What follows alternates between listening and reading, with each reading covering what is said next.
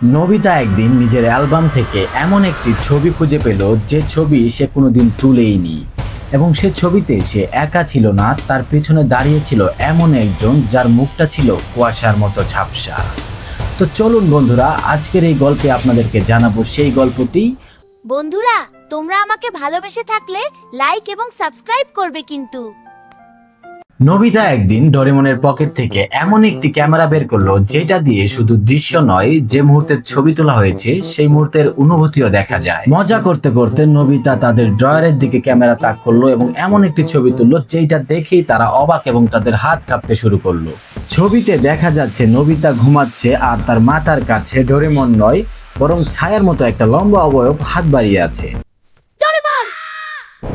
Nobita, এটা তো কোনো সাধারণ ছবি নয়, এটা ফিউচার পাস্ট লুপের একটা এরর। তুমি যখনই ছবি তুলছো, তুমি বর্তমানের গণ্ডি পেরিয়ে এমন কাউকে ডেকে আনছো যে অতীতেও ছিল না, ভবিষ্যতেও থাকবে না। ঠিক তখনই নোবিতা অবাক হয়ে যায় আর তাদের ঘরের সকল লাইট বন্ধ হয়ে যায়। ডোরেমন আর নোবিতা ভয়ে কাঁপতে থাকে। ঠিক তখনই অদ্ভুত এক গলায় একটি আওয়াজ ভেসে আসে। নোবিতা, তুমি ছবিটা কেন তুললে? আমি তো তোমাকে নিষেধ করেছিলাম।